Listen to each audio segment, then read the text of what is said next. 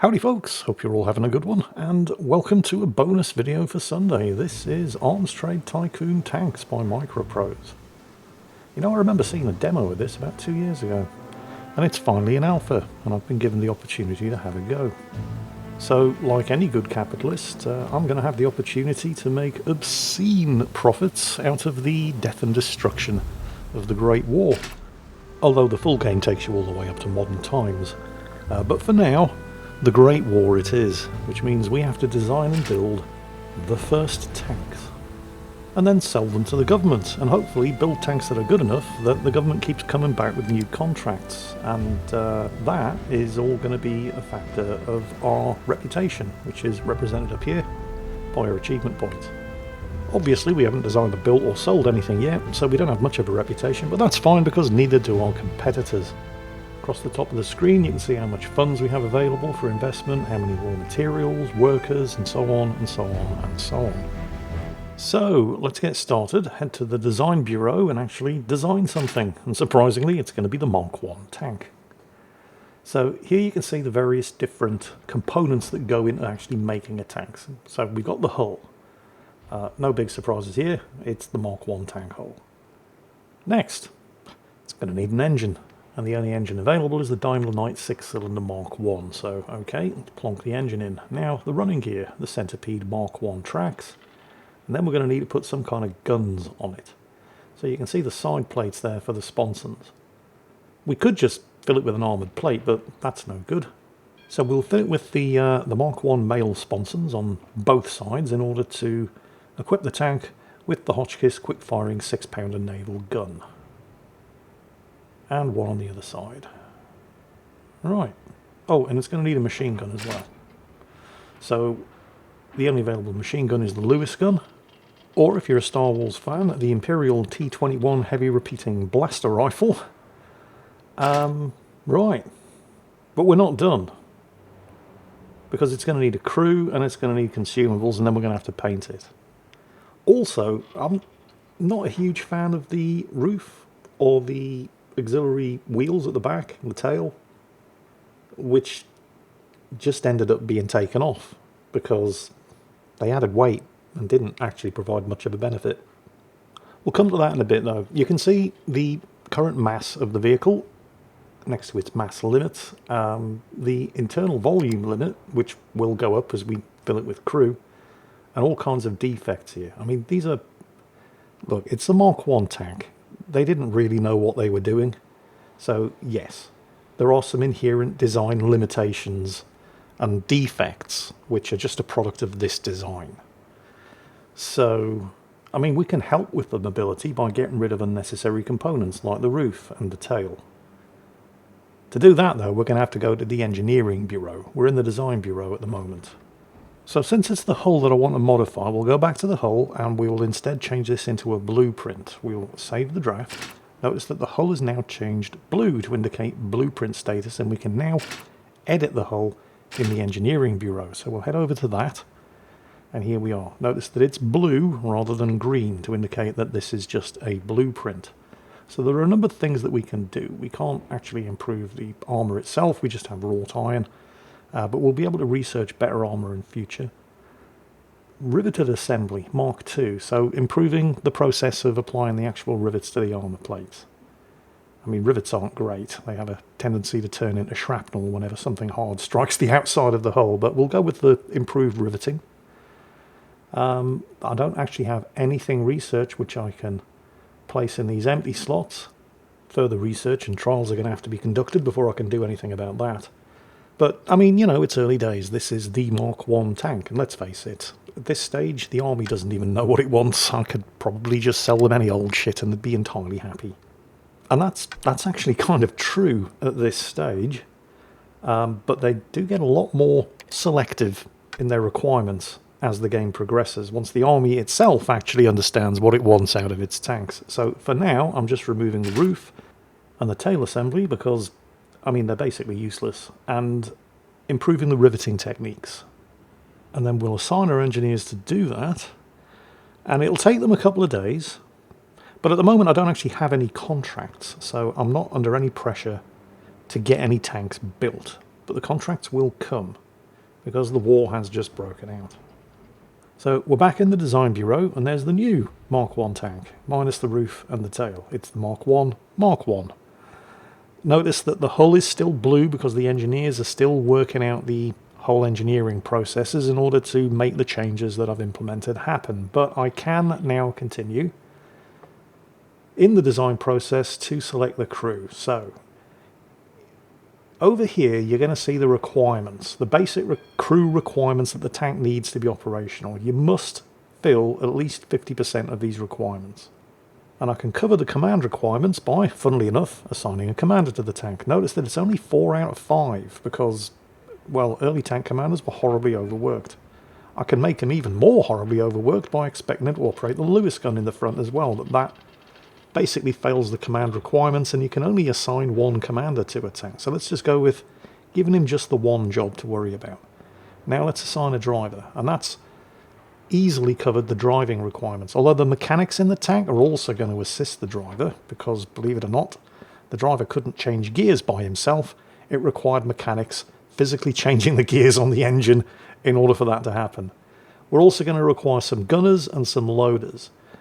Note how the volume limit up there in the top right is increasing as I add more crew to the tank. And there's a hard limit to the amount of crew that I can actually fit. I really don't want that to go into the red. So 2 gunners, 2 loaders, 2 mechanics. There's all kinds of problems here though. Crew awareness is terrible because, well, they didn't have things like commanders' periscopes and dedicated viewports. They basically just cut holes in the armor plating and you had to kind of squint out of it. These are all... You can fix this to a degree by putting the tank through trials, identifying defects and then fixing them in engineering. You can also try to rejig the crew requirements by maybe having people double up on certain jobs. Instead of just having dedicated gunners, maybe have a gunner and loader, but then that reduces the effectiveness of the gunner, because if you're asking him to do 2 jobs, gunning and loading, he's not going to be able to do as good a job at both as he was if he was just focusing on one thing. So it's kind of a false economy. You kind of have to accept that these early designs were just kind of bad. There were problems with the designs that could be and were fixed just by putting them through the trials process. Which explains why the Mark 48 torpedo was so bad, because it never went through a trials process. Getting slightly sidetracked here. But the Navy said, so we've got this new torpedo. You're the Bureau of Ordnance. It's a weapon. You pay for the trials. And the Bureau of Ordnance said, nope. And no trials were conducted. It was just sent into service without being tested. And there was more than one thing wrong with it. Well, things aren't quite that bad here. There are a certain number of things that we can fix by putting these designs through the trials process. But there are certain things that are only going to be identified as a problem when these things reach the battlefield. And some of those things can be fixed, but some of them can't. At least not with the technology that was available at the time. You just have to accept, particularly as far as the commander's workload is concerned, that these were not great designs. Some of them were just, in certain respects, really kind of bad. So I've finished messing around with it, but I can't actually complete the design until I've finished the engineering of the blueprints, the changes that I made. So that's going to take a couple of days. Also, I need to assign consumables like, ammunition and fuel. So, while we're waiting for that to happen, let's head down to the research bureau and do some actual research. There are a number of additional facilities that you can build on each one of these structures to enhance and improve the way they do the thing that they do. But for now, let's just get some actual research started. So, split into 3 groups. Structure, the hull of the tank. Firepower, weapons, obviously. And mobility, things like the transmission, the running gear, and the engines.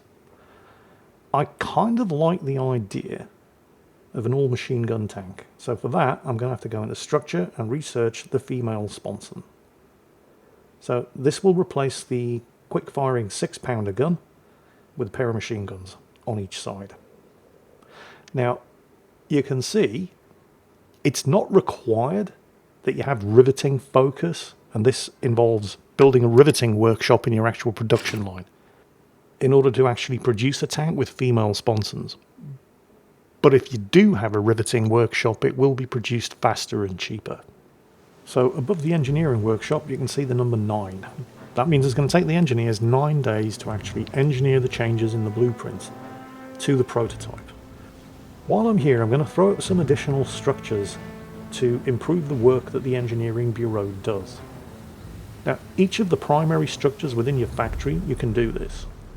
Although you're limited, certainly at this early stage, to no more than 4 additional structures. So I need to focus on the kind of stuff that I'm probably going to be researching, and therefore needing to engineer. Things like gun turrets or sponsons, things like the hull. Although an engine workshop would be nice as well. But I'm probably going to be focusing my immediate research on developing new hull types, so a hull workshop would probably be a better investment. While we're on the subject, let's head over to the administration building.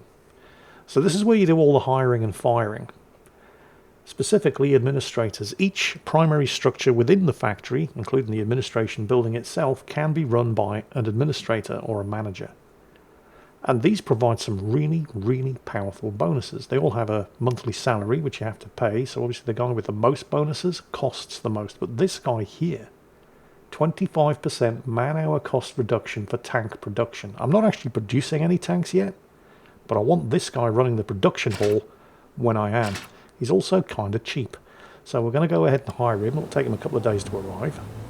While we're waiting for that to happen, I'm spending a lot of money here improving the facilities here at the factory. In the same way that I did with the engineering bureau, each one of these structures, at the moment we're in the actual factory floor itself, where we're going to build the tanks.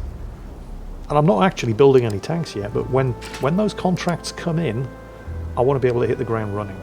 And this is a lot of money to be spending early on, but these kind of investments early on reap dividends in the long run. So, heading over here to, yeah, as you can see, in 21 days there's going to be a lot of things built. And I'll probably have my first contract before then. Oh, here we go, stuff has happened. Oh, he's just telling me to go to the design bureau and make sure that I've got stuff designed ready for contracts being announced. I'm way ahead of you, mate. All the military campaigns begun on the Western Front. Right, so there are going to be contracts incoming very, very soon. Possibly before I've completed the modifications and upgrades to the production hall, but that's alright. Because the base Mark 1 tank design is ready to go. I mean, I haven't even done trials at the proving grounds on the modified version of the Mark 1 tank. But that's fine. The army wants tanks. It doesn't really know what it wants, so I can basically sell them any old shit. Although I think the 7th of June 1914 is a bit early for the army to be demanding tank contracts, but I believe that for the purposes of the Alpha here, they've compressed the timescale of the First World War just a little. So here we go, the Battle of Lorraine. So whoever wins this battle, whether that's us or the Germans, is going to be awarded 1 campaign point. And at the end of the process, whichever side has the most campaign points is going to win. Oh, Engineering Bureau has finished engineering the improved Mark 1. So let's head over to the Design Bureau and finish the design of the tank with the newly engineered components. So there it is, the Mark 1 Mark 1. I really need to come up with a better name for that. And there are the selected components, all nicely engineered. There are still problems associated with the design because it hasn't been tested yet, but we'll get to that when we get to it. For now, there are just a few final things that I need to do to finish off the design and get a prototype built and tested. So we've assigned the crew. Don't really want to mess around with that. It's going to need consumables. It's going to need things like high explosive ammunition for the 6-pounder guns. Nothing I can fit there or there. Oh, here we go. Ammunition for the Lewis gun. And of course, fuel.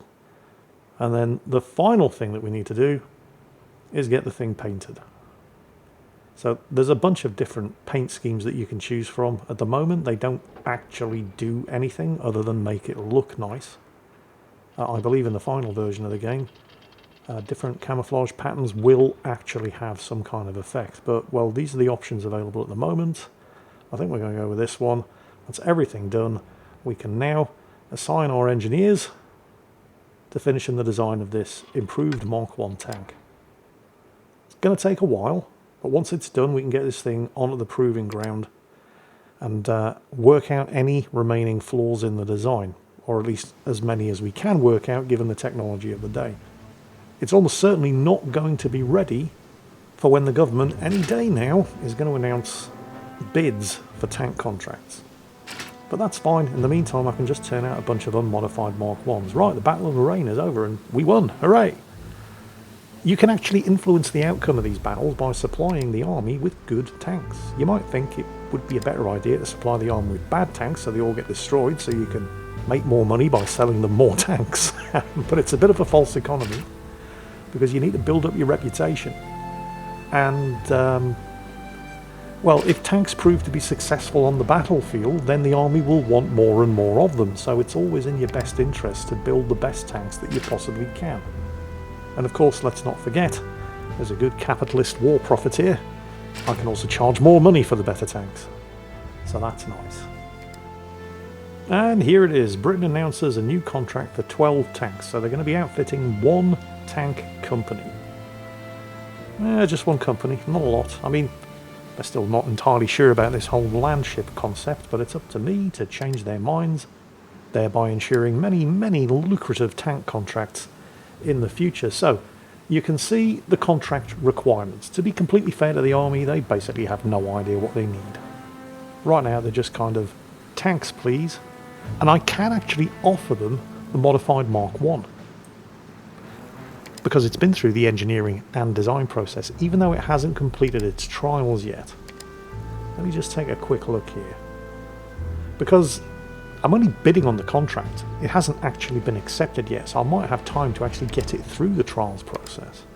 I've got 5 days to go before the prototype's complete and I can actually put it through the trials process. So I'm going to go ahead and offer this prototype design and hope I can, fix it before the contract is due.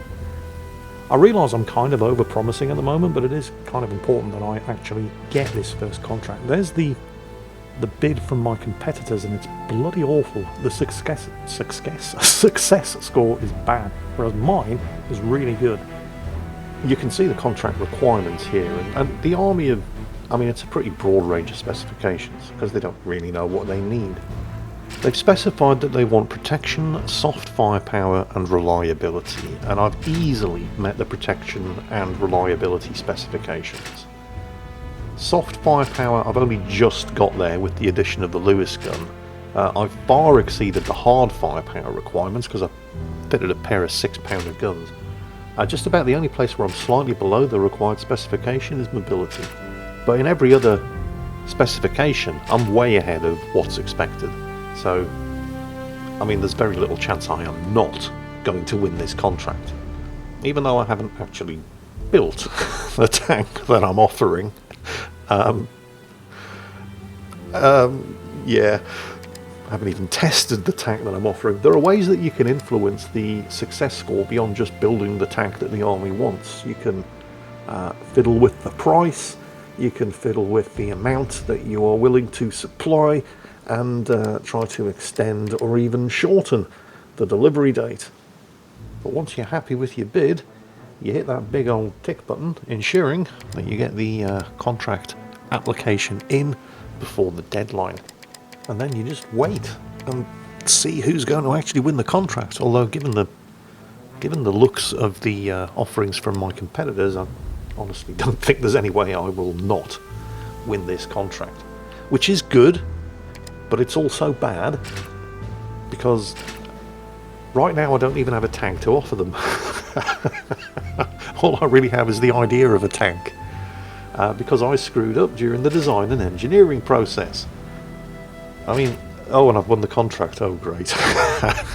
Because I had the Mark 1 tank, the basic Mark 1 tank ready to go. I could have started building it right at the start of the game, but I decided to tinker with it and develop an improved Mark 1.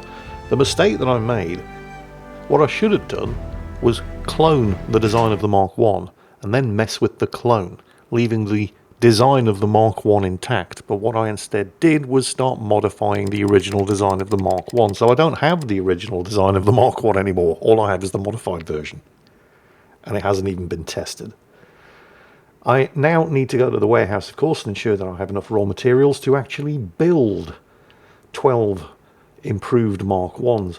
I'm going to have to order, in order to satisfy the iron requirements, I'm going to have to order materials from Europe, which is, well, on the one hand, I'll be able to source enough raw materials from Europe. Europe always has the most number of raw materials available for import, but they also have the worst prices. Those damn Swedes pushing up the prices of their iron exports. But anyway, it is what it is. I need the stuff. Now, in a perfect world, I would have time to run the tank through the... Well, in the perfect world, I would never have submitted a bid for an untested tank. But in the perfect world... Oh yeah, my administrator arrived, so this is going to save 25% man hours in production time in producing this untested tank.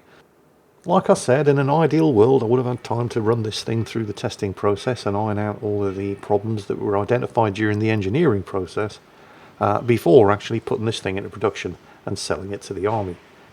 Didn't do any of that, of course, because then, well, I wouldn't have been able to bid on the contract and make obscene amounts of money, profiteering off the back of all the pain and suffering that's happening in Europe right now in the First World War. And then what kind of capitalist would I have been? Plus, you have to also bear in mind that this is kind of on the army.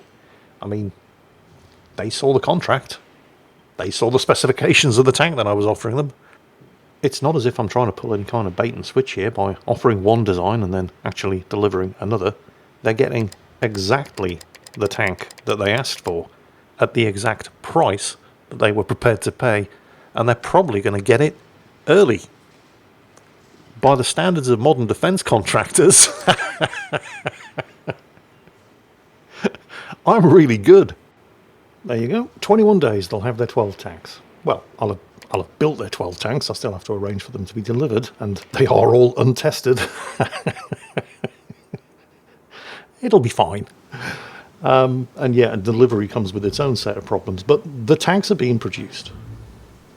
21 days is going to be enough, isn't it? Let's just check the contract. Oh yeah, 45 days, no problem. Well, there could be problems. I could have a fire in the production hall. That would be absolutely disastrous. It would affect production, threaten the contract, and, you know, kill some of those worker people as well. Which, of course, is why earlier on in the administration building, I built a factory fire station. Because like any other good capitalist, safety is my number one priority. The safety of my contracts.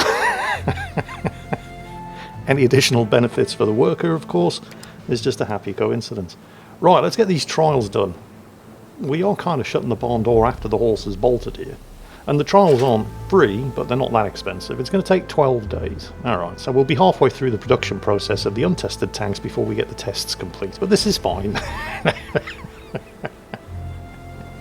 It does mean that any future contracts that we bid on will be able to offer the improved and tested version of the Mark 1. So it'll be even better and we'll be even more likely to win the contract. But while we're waiting for all of that to complete, you can actually take your tanks out for a test drive. Mobility does seem surprisingly good for a tank of this vintage. It crosses trenches just fine, but that's exactly what it was designed to do.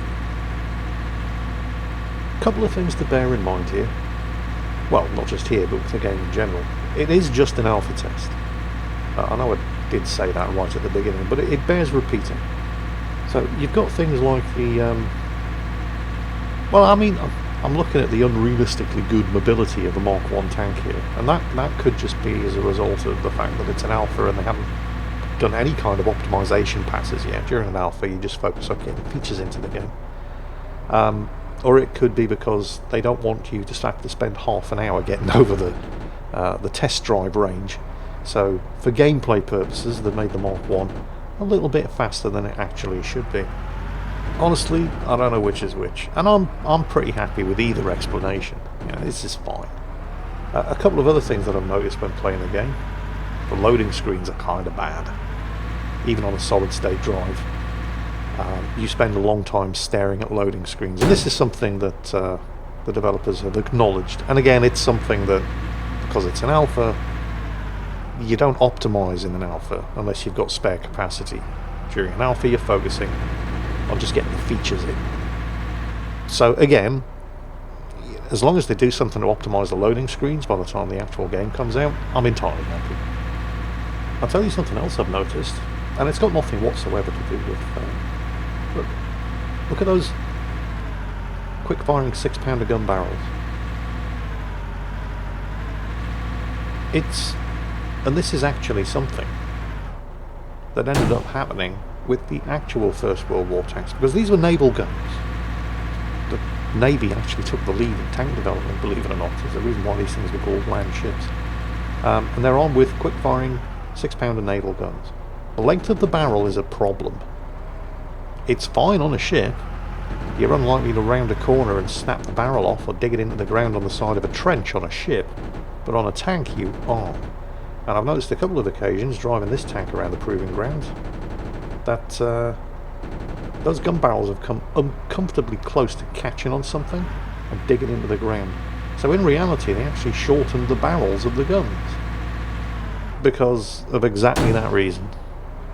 And I'm sure that at some point that will actually become a design feature somewhere down the development path of this tank. The test drive isn't just for fun, by the way. It also has a practical purpose. If you look at the top right, you'll see that you have a timer and a number of points. Now, when the timer reaches 0, if you haven't already reached 300 points, you kind of fail the test drive. But it is very, very hard to fail. Every time you pass a checkpoint, you gain some points. Every time you machine gun an infantry target, you get some points. Every time you destroy a tank target with a 6-pounder gun, you get some points. It's very easy to get the 300 points before the time limit runs out. And if you do that, and you almost certainly will because it's easy, there we go. First tank trials at Hatfield complete. You get some bonuses. They're not huge bonuses, but they're bonuses that you wouldn't have had if you hadn't taken the tank for a test drive.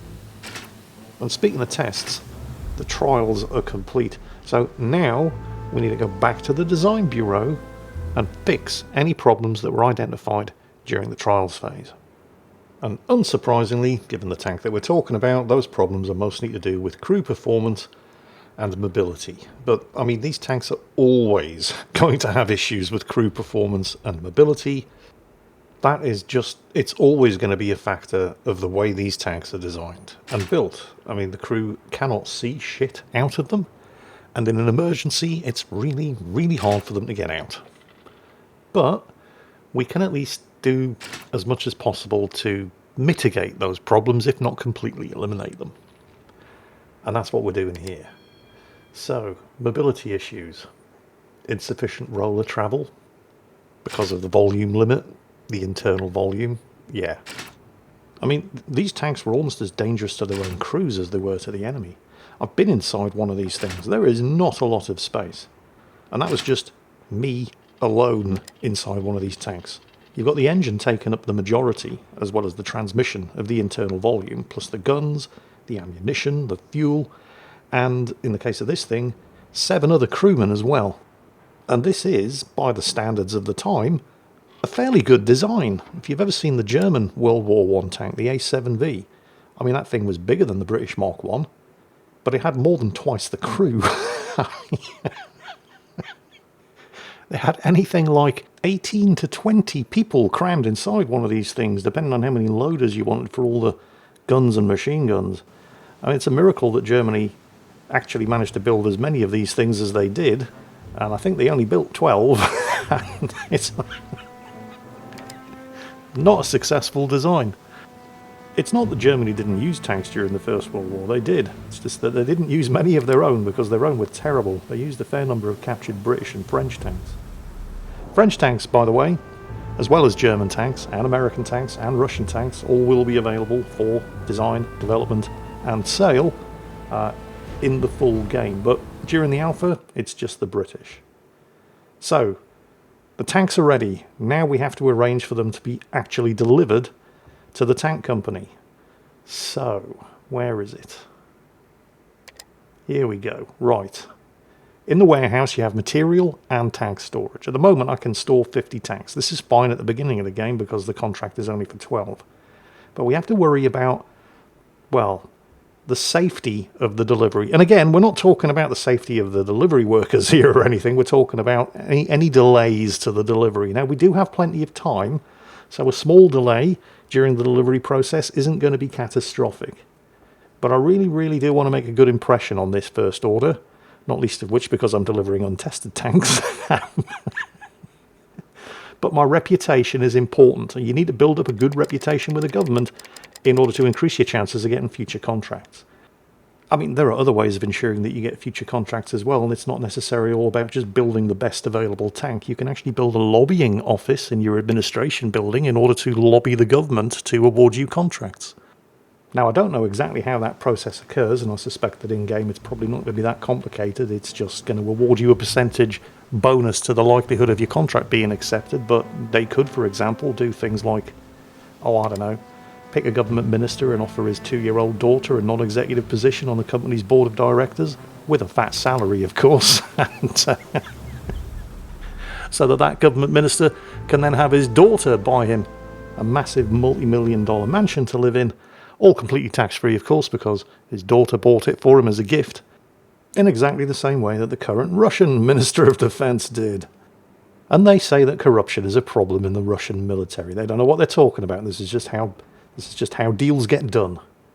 Who are all of these naive children who think that the free market is going to work by just making a good product and selling it at a reasonable price?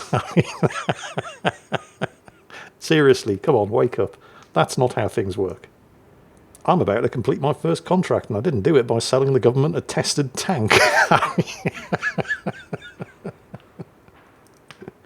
And while we're waiting for the delivery to happen, I'm going to start work on my next design. Ladies and gentlemen, boys and girls, the Mark III, still in the blueprint stage, as you can see by the blue female sponsons.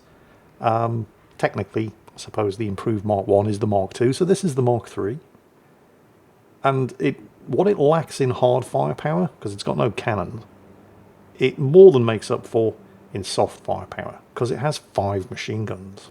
And I'm sure, since the government probably still doesn't really know what it wants out of tanks, they will be entirely happy to pay me stupid amounts of money for these too. You've got to get in there early with your wild and untested designs before the government wises up and finally realises exactly what it requires out of a tank design. While we're waiting for the delivery to happen and to get paid, other things can occur, like, for example, getting your hands on a French design. This is the Saint-Chamond. I've actually seen one of these running around at TankFest. And you can reverse engineer the various different components that go into making these foreign and competitors' tanks, and if there's anything that you particularly like, you can include it in your own designs. But we don't want any of that French crap here, although maybe I'll take the engine. And then, good news, or at least I think it's good news, it's kind of difficult to tell. The deadline for the delivery contract with Company A of the Royal Tank Regiment. I mean, on one hand it does say completed, but then it also says hopefully you delivered all of the tanks as promised. What do you mean hopefully? I think I had enough time. Oh yeah, we're suddenly swimming in money. Okay, so the contract, yeah, we made £500,000 out of that contract for 12 tanks. And there are no current contracts pending. Okay, so we did actually complete the contract on time. I can't help but feel that for such an important and defining moment in the history of my arms company, successfully delivering our first contract could have been treated with a little bit more of a fanfare. And also, the fact that I had to investigate to figure out whether or not the contract had actually been delivered, that's a bit of an issue. And something that, oh look, the engineers are free again. Okay, let's reverse engineer this French engine. Nobody saw me do that, right? Okay, we're good. But yes, that I feel is something that the developers might want to look into making clearer and making it more of an occasion. You know, completing a contract on time and on budget is something that you shouldn't have to guess whether or not you did it. Oh, and yes, there is a bit of a fire going on in the production hall. But don't worry, nothing important was damaged. A couple of workers were killed and all that, but they're easily replaced.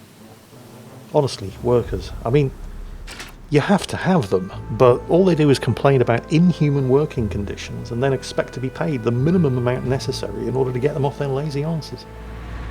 But anyway, yeah, there we go. Arms Trade Tycoon tanks from Microprose. It is available to be wishlisted on Steam, although there is currently no release date. It just says, coming soon. I am quite impressed with how the game's come along since I first saw the demo. Oh, it was 2 years ago now. I mean, 2 years does seem like a long time, but you have to remember that 2 years ago was 2021, and there were certain issues affecting the world as a whole back then.